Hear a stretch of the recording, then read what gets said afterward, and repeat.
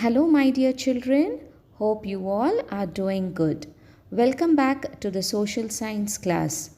Today, we'll begin with the second chapter in history, that is, the extension of the British rule.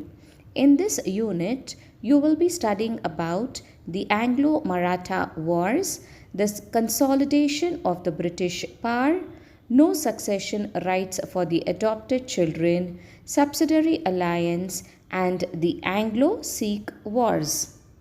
In the first chapter, we have already understood that through the Carnatic Wars, the English had made the other European countries to understand that they were not strong enough to challenge them in India.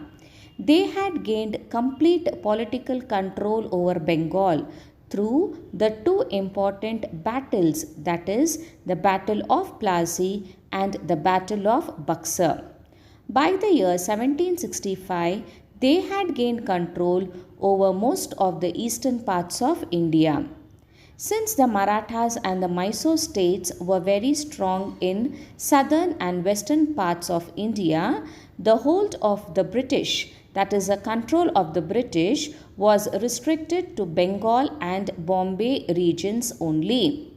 Hyder Ali and Tipu Sultan of Mysore, along with the Peshwas, that is of the Marathas, they were the only obstacles or impediments in the path of expansion for the British. They were quite strong enough, and it was not so easy for the Britishers to defeat them and to capture those territories.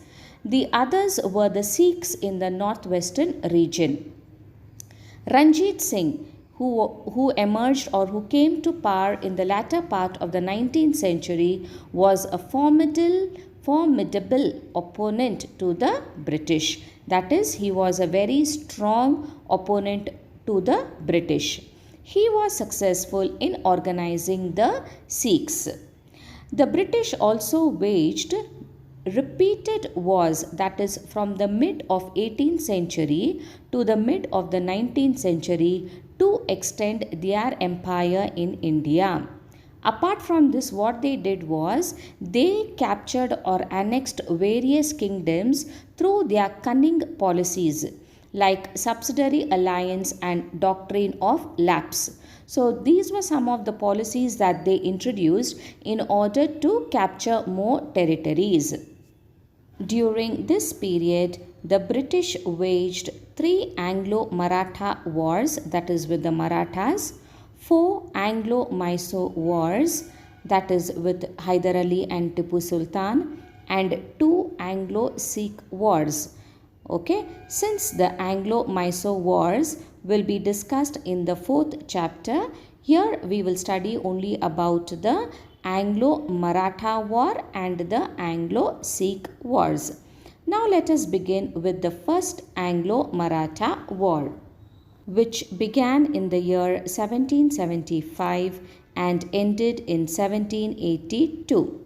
So we see that the Marathas had helped Shah Alam II, that is the Mughal emperor, to get back his throne. Shah Alam II was under the care of the British after the defeat of the Battle of Buxar. We know how the combined Indian forces were defeated. Now the emperor gave Kora and Allahabad to Marathas, which he had earlier given them to the British.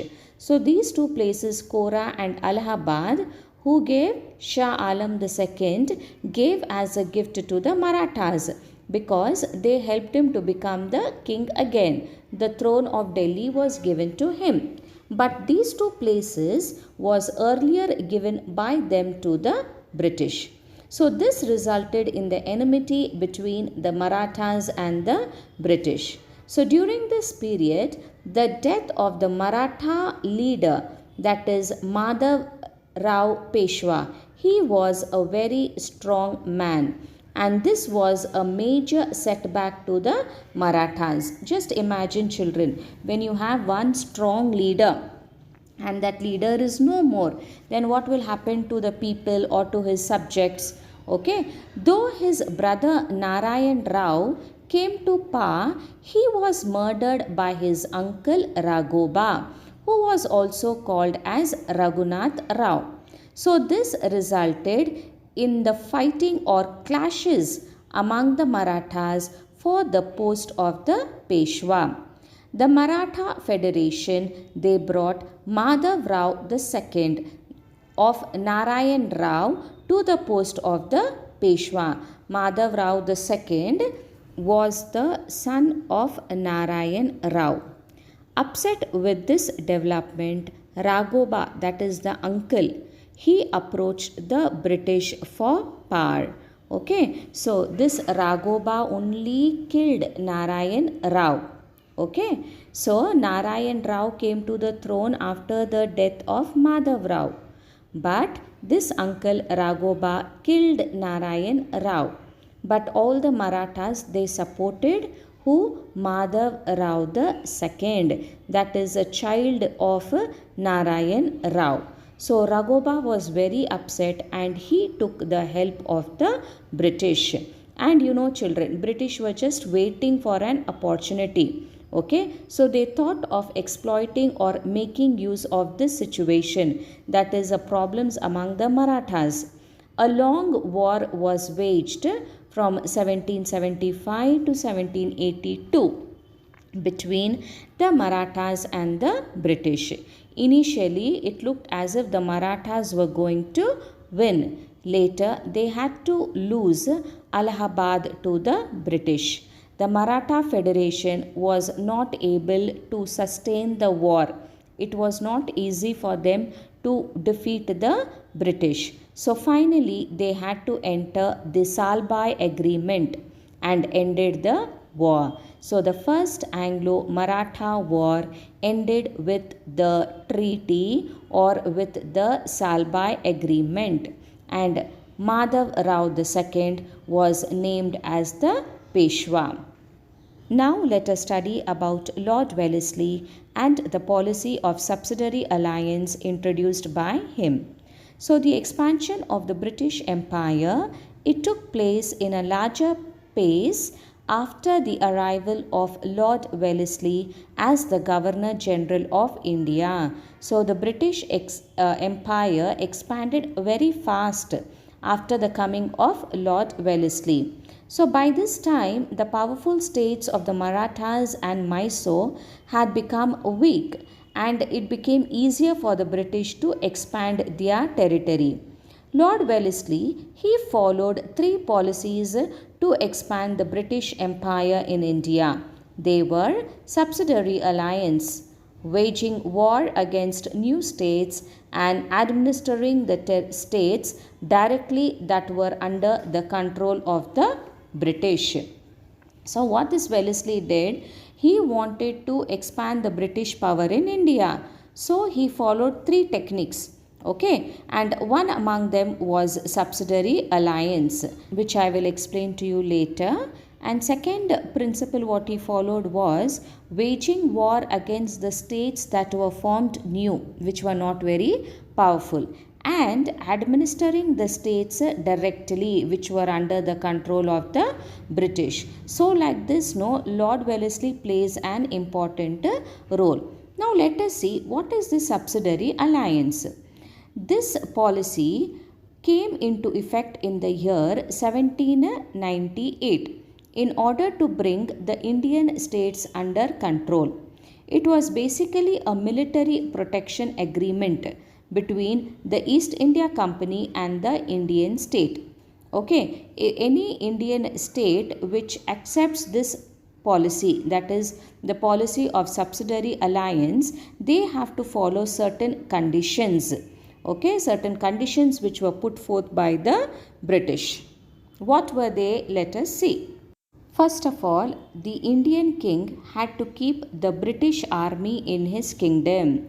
So any Indian ruler who accepts this policy of subsidiary alliance, they had to keep the British army in his kingdom.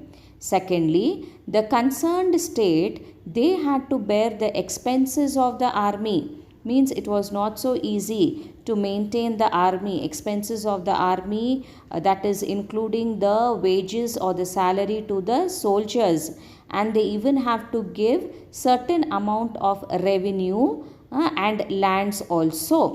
Thirdly, the king has to have a British resident in his court.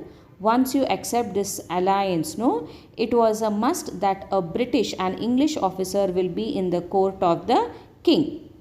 Next point, the king could not appoint any other European without the permission of the British. The king could not take any independent decision of his own without the permission of the British.